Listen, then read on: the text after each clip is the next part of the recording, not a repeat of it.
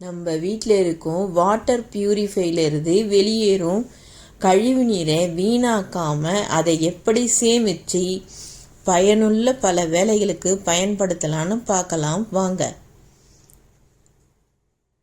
RO வாட்டர்லேருந்து வெளியாகிற அந்த waste நீரை அந்த சிறிய பைப்பு ஒன்று கனெக்ட் பண்ணி அதை நம்ம வீட்டு பின்பகுதியில் இல்லை உங்களுக்கு கன்வீனியண்ட்டாக இருக்கிற அந்த வெளிப்புற பகுதியில் இந்த பிளாஸ்டிக் இந்த மாதிரி ஒரு யூஸ் பண்ணுற இந்த டப்பு அப்படி இல்லை உங்ககிட்ட இருக்கிற அந்த வாளி அந்த மாதிரி எந்த பொருள் இருக்கோ அதில் முதல்ல சேமித்து வச்சுக்கோங்க.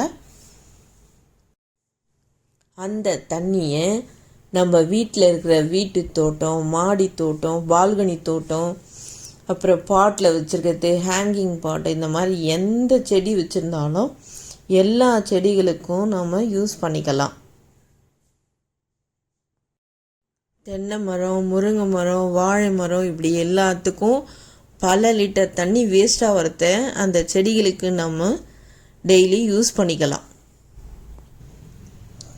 அதுக்கப்புறம் பாத்திரங்கள்லாம் வாஷ் பண்ணுறதுக்கு அதுக்கு யூஸ் பண்ணிக்கலாம். நம்ம வாஷிங் மிஷினில் துணி போட்டாலும் நம்ம பிடி துணி, அப்புறம் சாக்ஸு, மேட்டு அதெல்லாம் துவைச்சிக்க யூஸ் பண்ணிக்கலாம். கை கால்லாம் கழுவுறதுக்கு யூஸ் பண்ணிக்கலாம்.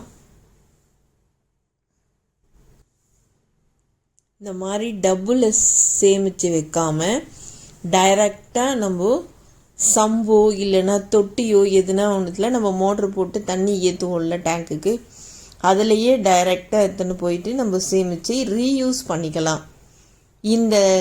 இந்த வேஸ்ட் தண்ணியை நம்ம டேங்க்கில் ஏற்றினோம்னா அந்த தண்ணியை பாத்ரூம் கழுவ, டாய்லெட் கழுவ, அப்புறம் காரு, வண்டி இதெல்லாம் கழுவ, தரை துடைக்க, படிக்கட்டு இல்லை வெளியில் தெரு கழுவ இதுக்கெல்லாம் யூஸ் பண்ணிக்கலாம். நம்ம தண்ணியை எவ்வளோ சிக்கனமாக யூஸ் பண்ணுறோமோ அந்த அளவுக்கு பணத்தையும் சிக்கனமாக யூஸ் பண்ண தெரிஞ்சுப்போம். இந்த வீடியோ பிடிச்சிருந்தா லைக் பண்ணுங்கள், ஃப்ரெண்ட்ஸுக்கும் ஷேர் பண்ணுங்கள், சப்ஸ்கிரைப் பண்ணுங்கள் ஃப்ரெண்ட்ஸ்.